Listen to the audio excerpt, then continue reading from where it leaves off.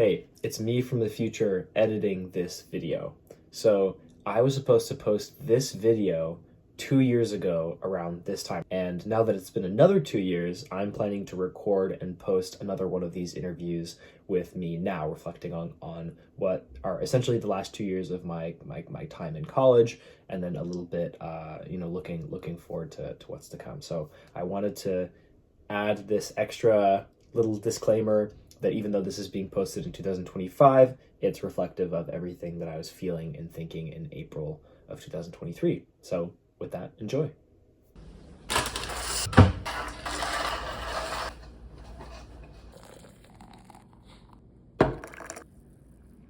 Obviously, I look a little bit different since the last time I made one of these, which was 2 years ago. But today's April 25th, 2023. It's 2 years later since I recorded the original one. I'm hanging out here in my room where I do a lot of work, a lot of studying, and hang out and sleep. So it's kind of all happening in here. I'm in Seattle, Washington, and this is a life update video to the a follow-up life update video from the one that I made 2 years ago, which you can check out here if you haven't seen the original 19-minute talking head video of me just explaining what was going on in my life. So without further ado, I think I'm going to cover some of the same categories that I did last time, give updates, and then see what my thoughts are now on them.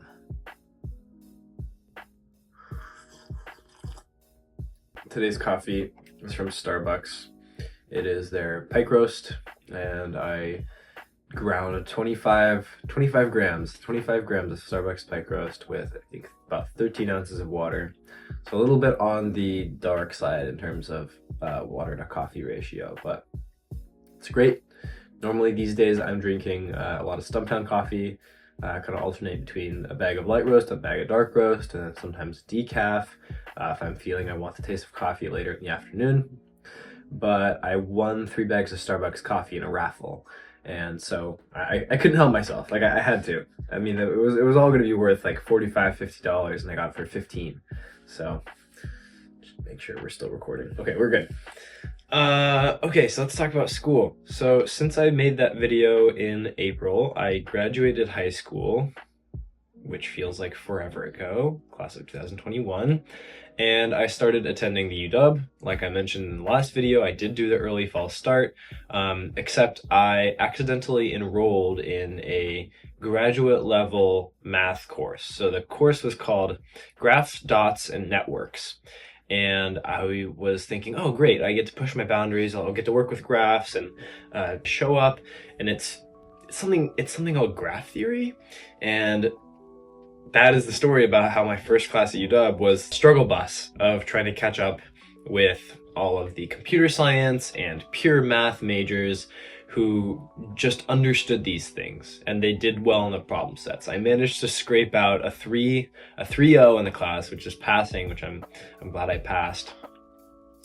And then I didn't get it. The last video I mentioned, I did not get admitted to the business school. I spent the majority of my first year taking all of the prerequisite classes to get into the Foster School of Business. And then in October, while everyone was going out on Halloween, I was finishing an essay. I checked my email and I had been admitted. So and the reflections on that are, it's not that deep.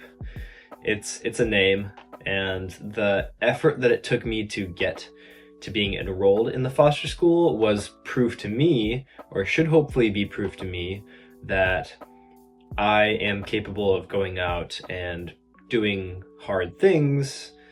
Yeah, I mean, that's it. And I can prove my worth, or I can prove like my value, and I can build important skills, even if I didn't get admitted. So that built. Obviously I got admitted, which I know these things are easy to say once you're admitted, but I was admitted, and I got some reassurance that what I'm doing is right for now. So I graduated, admitted to the business school, and in terms of other kind of academic pursuits, I've met some amazing people who I've already posted about on this YouTube channel so far. And then I've been working on hackathons and pitchathons, and I've only done 2 of those so far, but I've done them with my buddies Connor and Kunal, and they've been a great team. We've worked on 2 projects together now, and it's just an exciting time. There's nothing quite like the time pressure of building something, and that's all you think about for 24 to 48 hours, and the risk is very low, and you get to show it to a lot of people right away. And I think it will help build a good intuition for wherever I decide to take my career in tech as it stands. Hopefully I get to keep doing that. In my last video, I talk a lot about how school doesn't take as much time up as it used to. It's definitely swung back the other way, where school is taking up a fair amount of time, but not in the same sense that I'm sitting in lecture, or I'm sitting in classrooms for 5 to 6 hours a day, and I'm at school all day. It feels more like school permeates my entire life. So not only am I a student, but I'm also doing student affiliated stuff, clubs, and other, extracurriculars, and run club, and all these other things that you do when you're a student. Maybe it is partially because I have gotten worse grades, but I care about my grades significantly less than I did even a year ago, where I don't really sweat the fact that I didn't get the best grade on one quiz, and I don't get hung up over it, and I don't carry it with me for the rest of the day. I know that there's going to be other opportunities to do well and do more meaningful things and things that make me happier. And I have been able to, over time, shift that decision-making priority over to whatever else it is that will make me happy, and then slightly less from trying to spend the extra hour to get just the extra 1 or 2% on the homework or the test or the quiz. And that is a situation that I think is a byproduct of me being in the business school, where the academic component matters less so than in other professions, like obviously being a doctor or an engineer. The academic precision on those is much higher than in business, I think. So that's where I'm at now. I'm taking my first coding class in R, which has been very difficult and a motivating experience, because there are very few other times where I can sit down and work on something and try to figure it out for over an hour at a time. I spent 4 hours yesterday total trying to figure out just a few problems on this second homework. Spent an hour in the morning, hour in the afternoon, hour in the early evening, and then an hour from 9 to 10. And I think I got a fair amount of it done. So it works, and I have a built-in ChatGPT into my Spotlight search using a app called Raycast, which I highly recommend if you have a Mac. So that's been going well. The biggest news is that I will be studying abroad in New Zealand. I just got my plane tickets, and I've submitted my visa, and I've recorded a few of the big moments, like getting my acceptance and getting all my paperwork together. So I'll be going to New Zealand from July to November. So July 2nd, November 24th. Yeah. So I'll actually arrive on Independence Day and then get back to the States on Thanksgiving. So a study abroad sandwiched by 2 American holidays. The reason why I chose to do this, obviously I'm in a very lucky position to be able to do this, but the reason I chose New Zealand and the reason I chose to be gone for 6 months was a few reasons. First, I wanted to just study abroad for a long time. I guess I don't need to justify it much more than that. There's a part of me that was thinking at the beginning of this process, of the application process, that, oh, my life is great here now, but I think I need to detach myself from all of the things that are giving me validation here, the things that are going well for me here, to figure out who I am in a complete vacuum and see how I act and interact with the world when I don't have my family close to me or my friends close to me, or the conventional things by which you measure success, like extracurriculars or grades. And not to say that those things won't be there when I go to New Zealand, but they'll be significantly less important, and they'll also be transient. I'm only going to be there for 6 months. And then because I was going to be there for 6 months, I wanted to choose an English-speaking country to go to. And so I also applied to the Netherlands and to Ireland, but ultimately I got placed in New Zealand. I planned to be abroad the winter and spring quarters of next year. So that would be the end of calendar year 2023 and through the end of school year 2024. So probably December through May or June. And I had my heart set on this, I had my mind set on this, I had my plans set on this. I did not renew the lease for this house in this room because of that. And the situation played out is that I got placed in the summer and then fall program rather than the winter and spring program, which I didn't have any control over, but I'm quite embarrassed to admit that I was pretty frustrated about that. I thought I had it in the bag. I met with the study abroad advisors, I want to say a total of 6 times across maybe a month and a half period. So I really thought I had my credentials in. I thought I had the office convinced, but the way that it shook out, I will be going this summer and then through the fall. So that's what's going on at school. That's what's going on at college. It's very, very, very brief as I don't have much time to record this video, but that's where I'm at. Definitely a big change from where I was when I was in community college at Bellevue College. All right, let's talk about some of the places I've been. There are separate videos on this YouTube channel about my trip to Leavenworth, my hikes in Leavenworth, and then later on I've also been to Alaska. And then after that, I went to Bellingham with the same group of guys. And then finally, all of that culminated in my move to Seattle, to this house, to this room.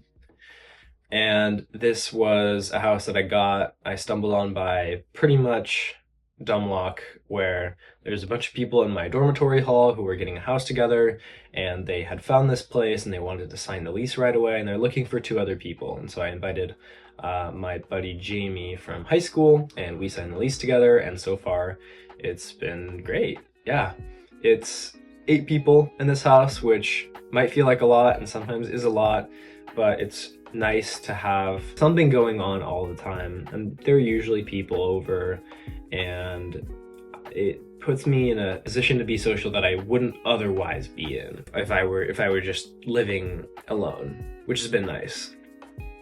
I've definitely been cooking a lot more curry, a lot more coffee, and those are both great things. So that's where I've been. This segues nicely into some of the personal things that are going on in my life. So I've definitely been cooking more since when I was making that life update video, I basically did not cook. And then I spent a lot of my freshman year, I spent the winter and spring quarters of my freshman year cooking a lot, just breakfast, because that's all I really had time for, and that's what I could do in the dorms. And so I'd cook breakfast, I would make, I would saute spinach, and I would make eggs, and I would have it with beans and salsa. But now that I'm here in the house, I'm cooking pretty much all my meals. I order a bunch of groceries at the beginning of the week, and then I try to make a few big batches of curry or soup at the beginning of the week, and then have those last over time. There's very little more satisfying than having a bunch of garlic or a bunch of aromatics, and it just hits the pan and it smells wonderful. And when someone walks into the kitchen and tells you it smells delicious, it's great. And cooking has also been a way to connect with my roommates mostly.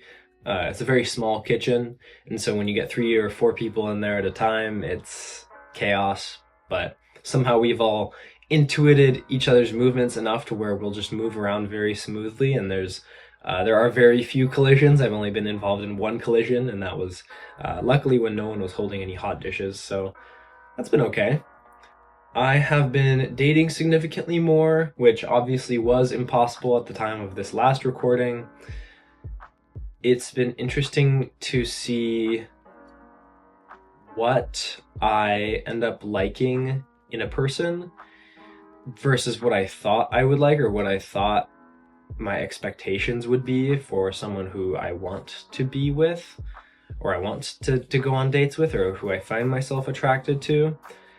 There's a great book called How to Not Die Alone by an author called Logan Ury, which I highly recommend reading if you haven't already, but it's given me a few things that I'm focusing on whenever I go on a date.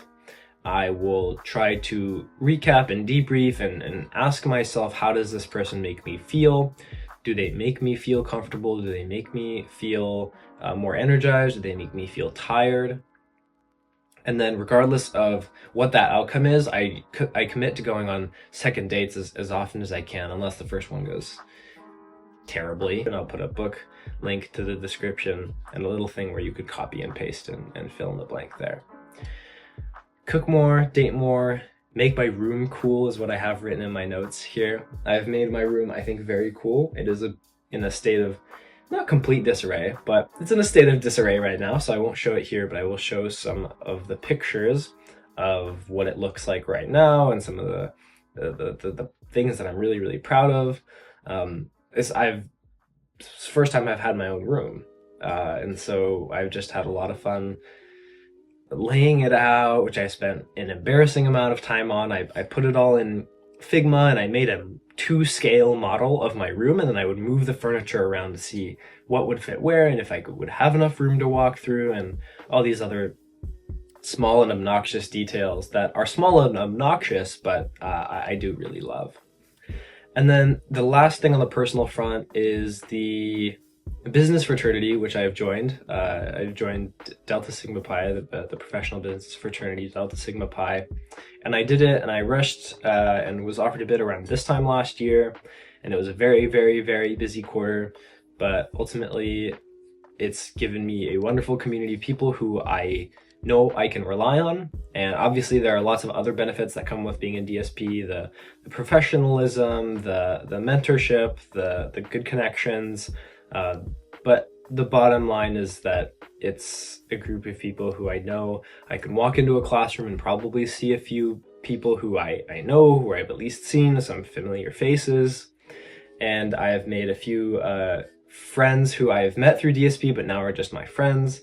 So that's been great. I don't think me 2 years ago would have even fathomed joining a fraternity at all, and I'm very, very glad I was able to find this option that balances that community, or as we call it, brotherhood, with people who care as much about their career or future, or who are as invested or as energized by the work that they do as I feel I am. So that's been great. Why are we so zoomed out? Oh God. Yeah, okay, so the one thing that stuck out to me when I was watching the last video that I did was me saying, I have so much control over what I want to do.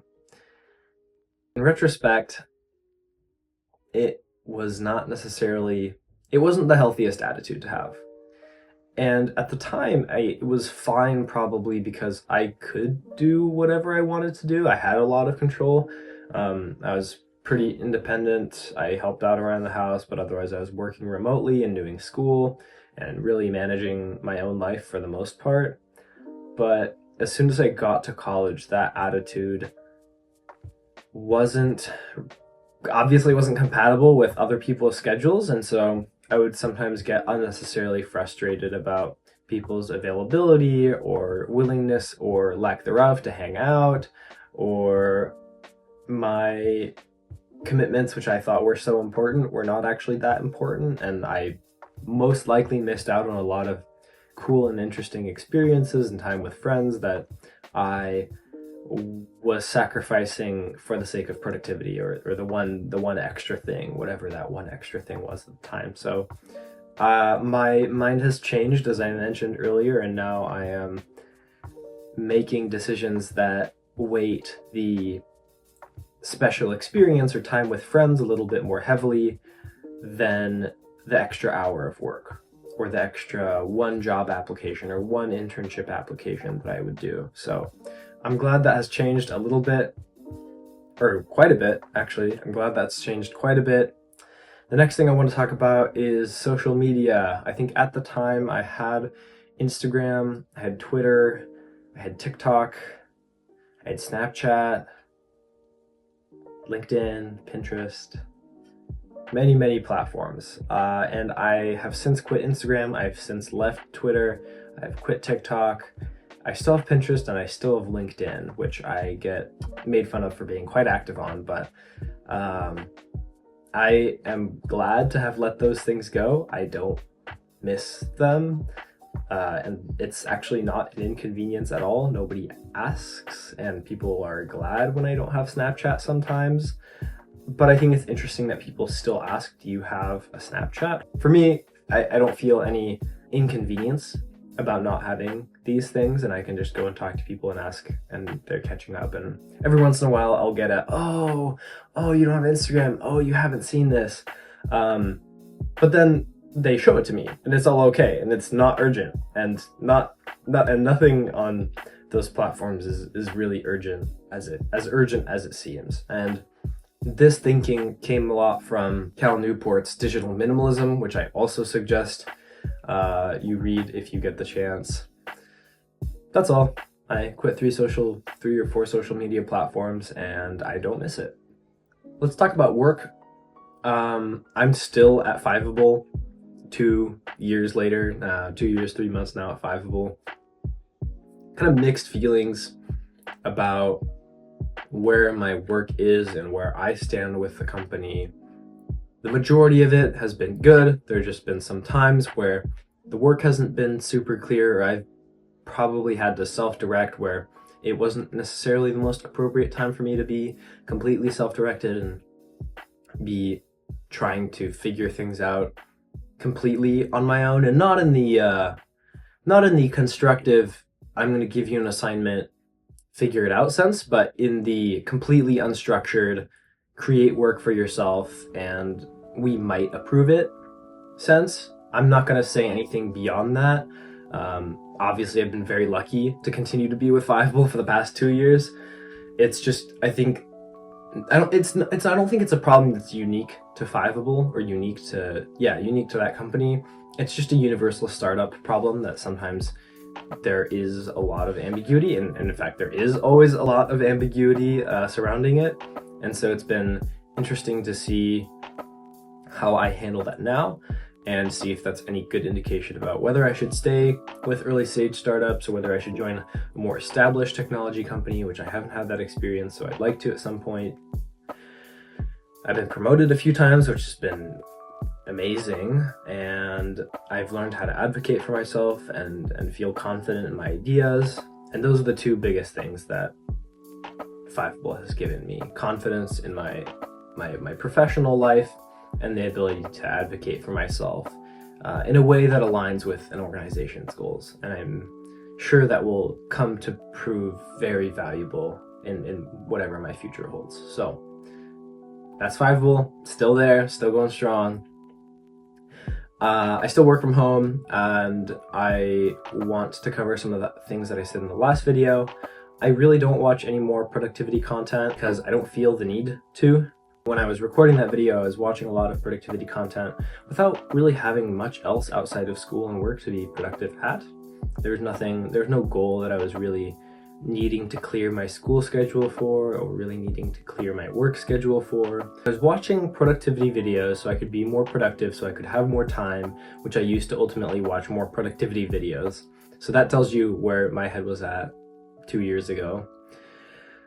I am still stressing myself out with my calendar, but in a way that is much healthier. I use my calendar as a suggestion for what I should do with my day, or what I think I'm going to do with my day, rather than a strict regimen. I've still retained the beneficial parts of it, which are that if I put something on my calendar, I'm very likely to do it, which has led me to run really consistently and get fast and get fit, which has been exciting. But also make time for social events. If I have lots of things booked in ahead of time, I have things to look forward to. It really motivates me to work, really motivates me to get my work done, and and just have things to look forward to that are not online shopping, which there's no really, there's not, that doesn't go any deeper, but it just reminds me of a conversation I had the other day.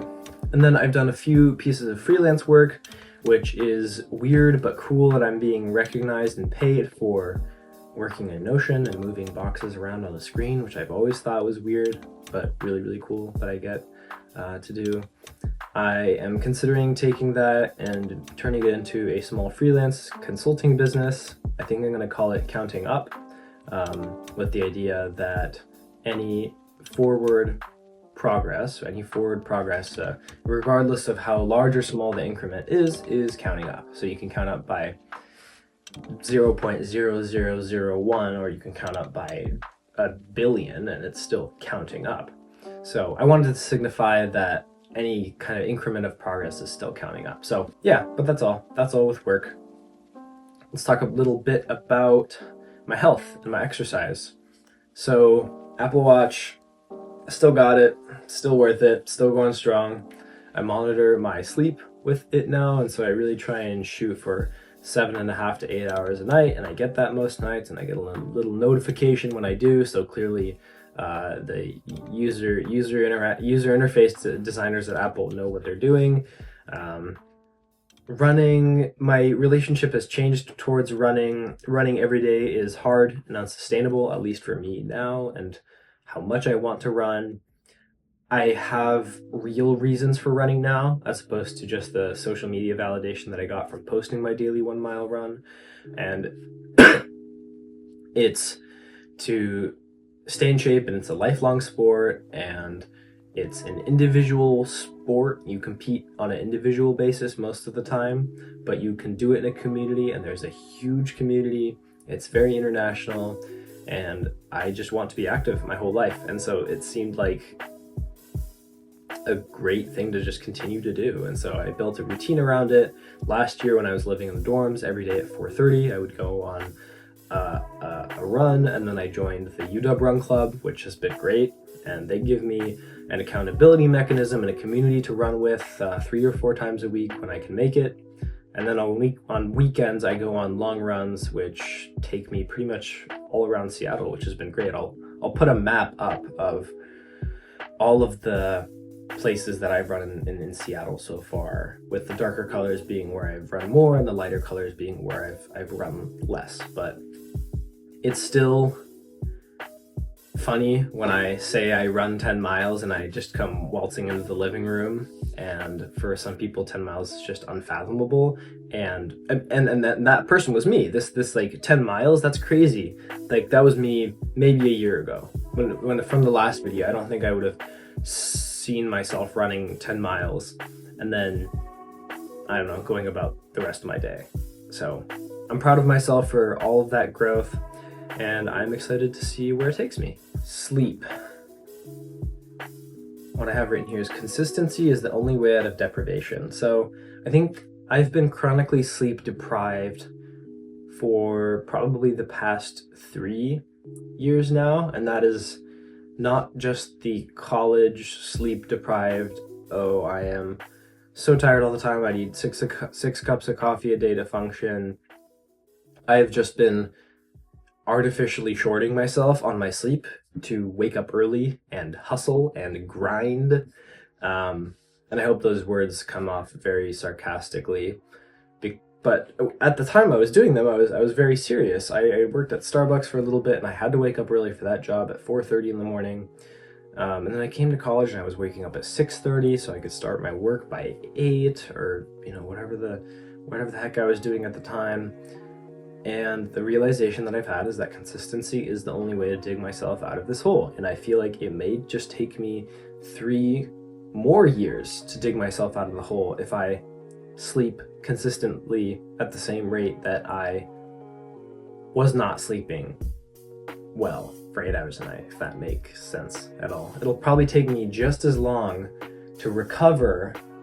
So this is the amount that I've not slept. It'll probably take me this amount from now, if not longer, to recover from this amount of constant sleep deprivation. So that's my theory.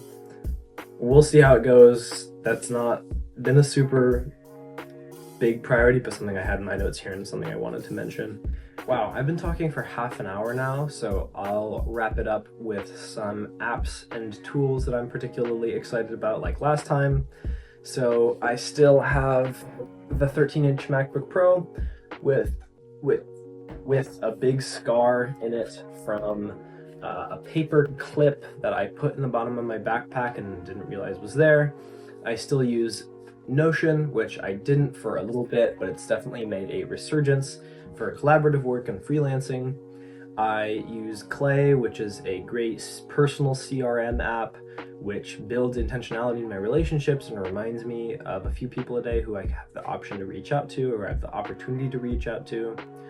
My calendar of choice now is Cron. Cron is a beautiful calendar, and like that's it. Lots of cool keyboard shortcuts. I'm using Linear now for my task management. It's normally used for developers and development teams, but I found that its restrictions, and it calls itself opinionated software, and I might make a video about that later. But that approach of having software that biases people who use it towards a certain approach or a certain workflow, I think eliminates a lot of the what ifs around creating workflows and always trying to optimize for the next thing or always trying to change something, which I was doing in Notion. So I've appreciated Linear so far. There will be a video to come on that. I'm still using my mind. It's great, but I think I'm suffering from the collector's fallacy, which is adding something to my mind or saving it to look at later, but not actually doing anything with it and just having it as a shiny object that I can look back on later. And not to say that there's anything wrong with that, but I think that I would be getting so much more value out of the tool if I had actually used it as a mechanism to collect ideas for design or collect ideas for a research paper or something else. But right now I just use it to curate like beautiful objects, and it's used as my read later, which is nice, but still using my mind, still like my mind, still would endorse it. And then finally, an app called How We Feel, which gives me 2 little notifications a day asking me if I want to monitor how I'm feeling. And so I get to use this really, really cool interface, which I'll put up here now, that I can go through, and I can pick an emotion, and I can kind of record how I'm feeling, or also record a voice memo, and then save it. And then I can see these kinds of trends about how I'm feeling. And yeah, it's the first kind of journaling or mindfulness app that has actually gotten me to use it consistently. And I want to see why that is. I have a feeling it's just because it's very simple and the interface is good, and it's just twice a day, and it takes just a few minutes to do. So I think those things make it work, and I'll be kind of on the lookout to see if there's any trends regarding that. But with that, that's the end of this video. It's almost probably 40 minutes long by now, and I will have no phone storage left. But that's it. That's my 2-year life update. Maybe you'll see me next year. Maybe you'll see me in 2 years. I'll hopefully be wearing this same crew neck sweatshirt that I was last time and that I'm wearing this time. But that's all. Thanks for watching, and I'll see you in the next one.